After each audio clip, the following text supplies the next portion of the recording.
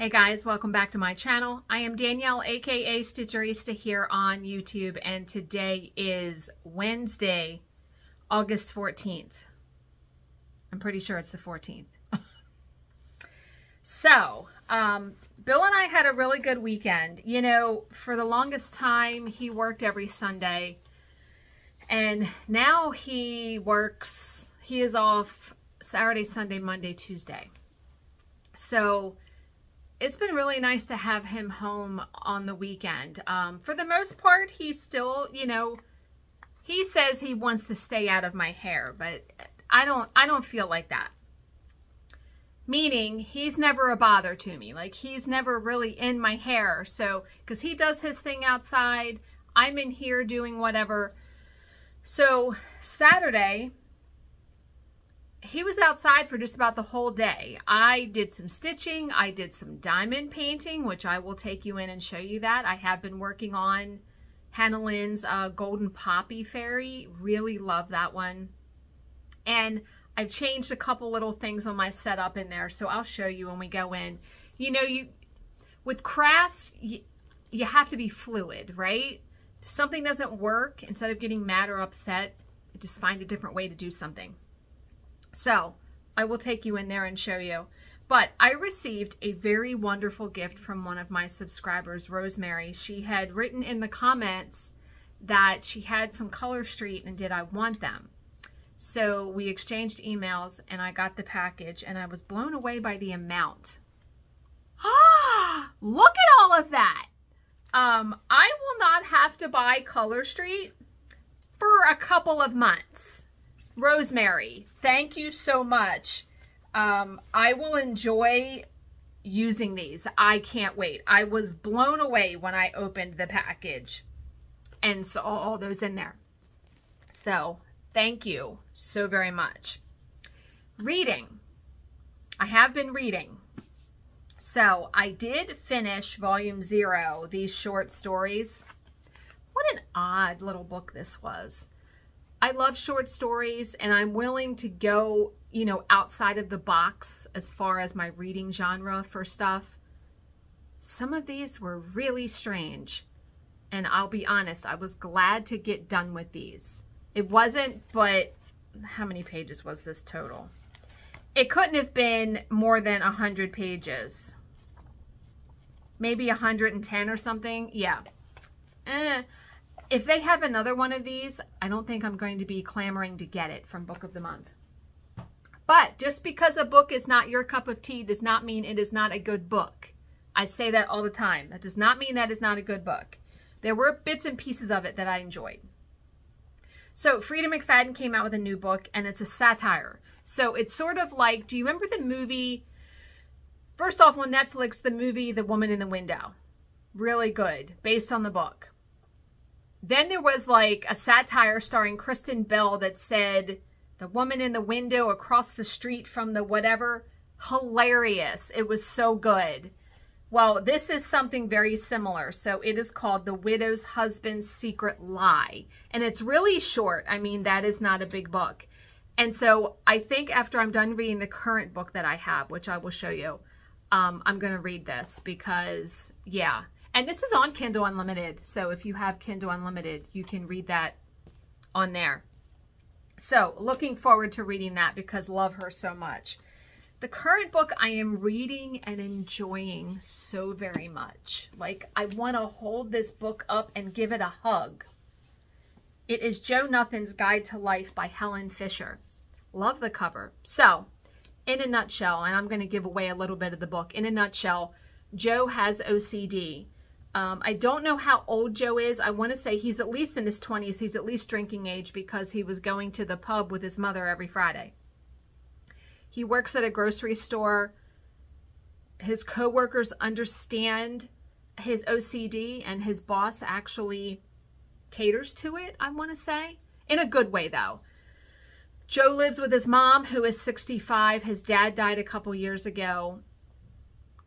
And in the book, his mom dies. His mom just died in the book, and I'm like a little ways in. And I knew that she was going to because I think I've read it in the synopsis on Amazon. ever since Joe was born, I think, or at least when his dad died, his mom started to write in this notebook things that he could do independently so he could be independent. She was trying to push him to be more independent. And she was even planning right before she died to take a trip with one of her friends, one of her neighbors.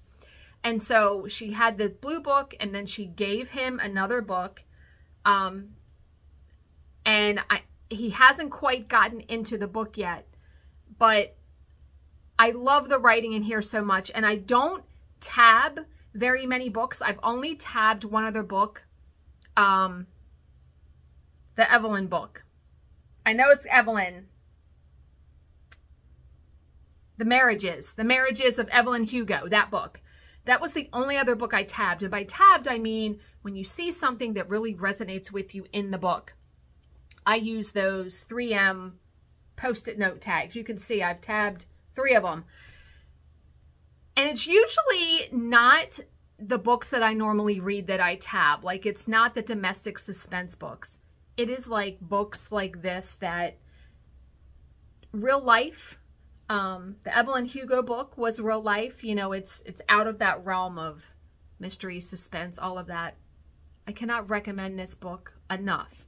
So I wanted to read you what I tabbed, because for me to tab something, it really has to stick with me, that I want to remember it. Okay. So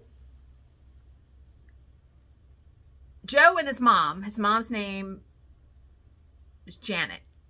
Joe and Janet, they were talking one night at dinner, and their neighbor's husband died, and they were like, we have to go over there and have dinner with her. And Joe was like, I don't like having dinner at other people's houses.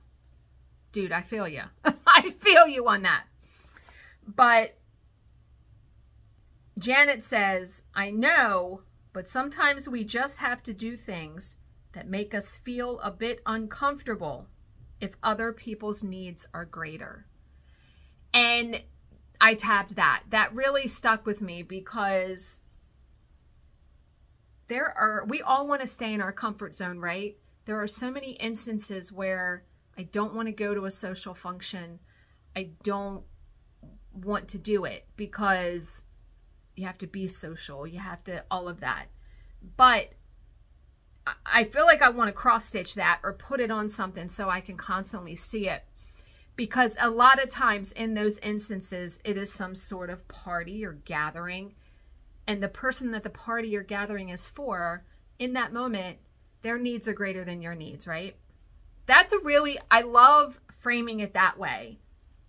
Okay, so that was the first tab. The second tab was, okay, so after Joe's dad died, Janet has been trying to, you know, be there for Joe, but also be there for herself. And she said, you know, when Joe was at work at the grocery store, Janet would busy herself with chores and visits to neighbors and things like that. But she says she'd read a lot of books and had seen people like herself between the pages, convincing themselves that they too were happy and content, when in fact they were in denial about what they were missing out on, filling their time up as if they were coloring within the lines of a picture.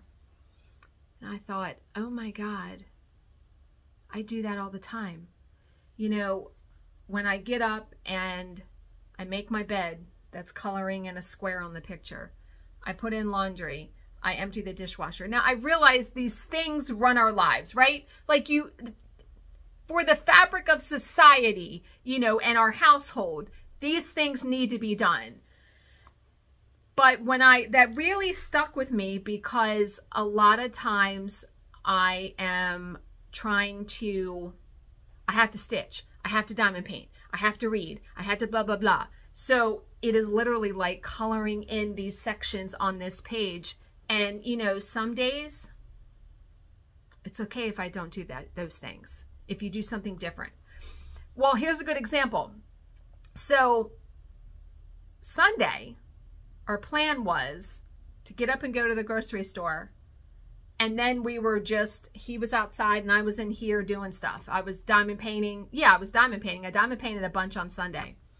Well, it was like 1:30 in the afternoon. And I decided to go out there and see if he needed something to drink, or I just wanted to take a break from diamond painting. And so I went out there and I sat with him. And he says, do you want to take a bike ride, you know, around our neighborhood? And I'm like, yeah, that's a really good idea. It was like really nice weather on Sunday.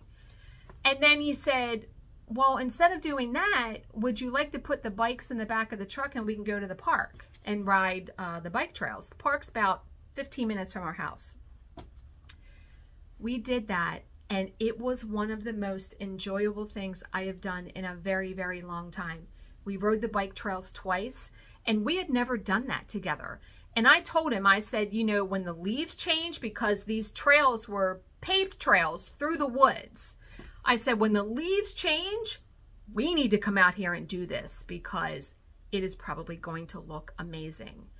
And I said, we need to do this more often. It was good to get exercise, good to be out in the fresh air and the sun. You know, yeah, a lot of times I am in the house. I don't go anywhere typically a Monday through Friday because I'm working, or if I'm not working, I'm still staying in the house. So coloring outside of the page by doing stuff like that. Okay, and then the very last thing I have tabbed so far is when Joe's mom died, she wrote him a letter with this book. And this just, when I read it, I was like, wow, like, you know, when you get to a certain age, or when I know turning 50, I've really started to examine my life and my choices and the things I have chosen to spend my time on in these last, you know, in my adult life, so in my last 30 years. And I decided I'm not going to regret things anymore. You know, the things that I've chosen to do have gotten me to the point that I'm at now, and you can always make a different choice, right?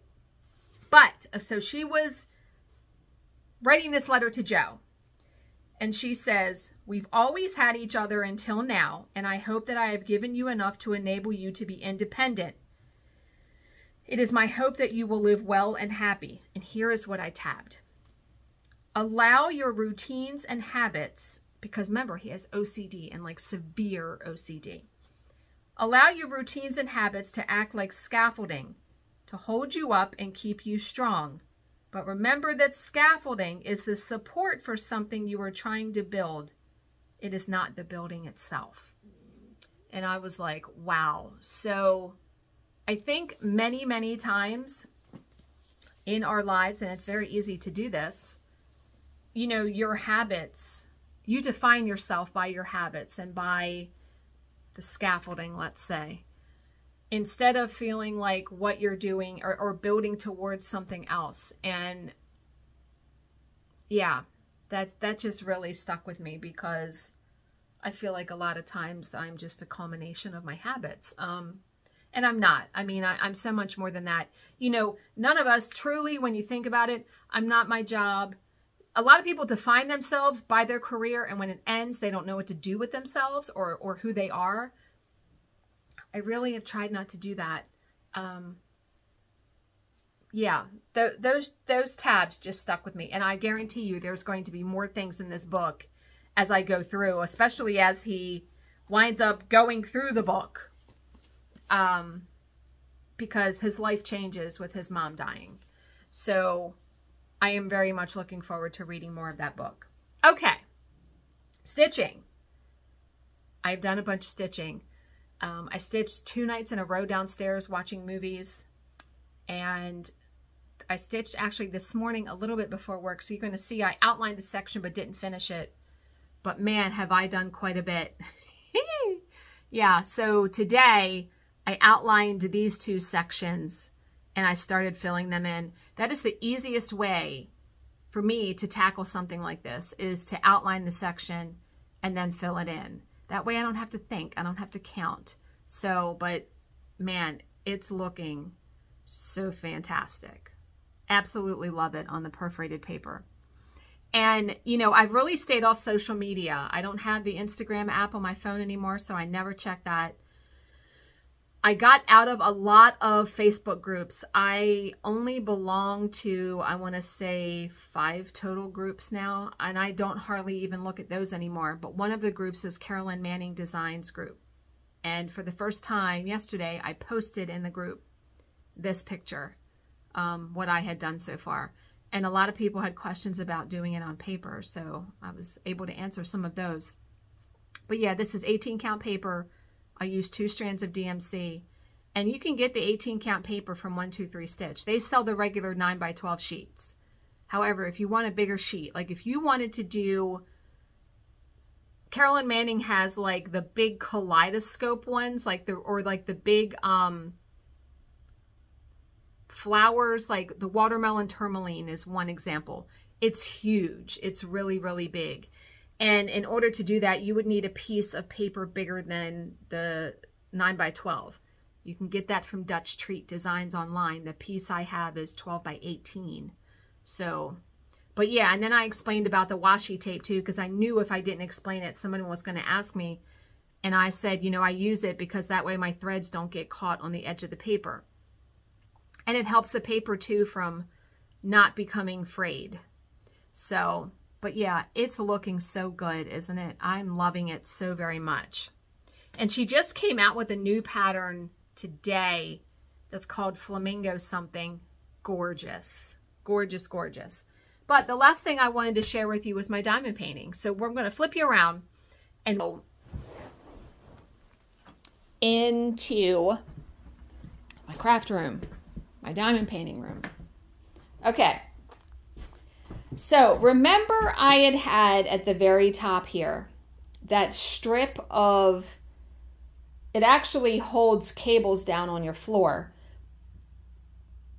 It wasn't sticking. When I stopped filming the video, the edges were coming up and I said, okay, I took it off, threw it away. And I said, what can I do? So I really think I'm going to try to put nothing there. I could put a pool noodle.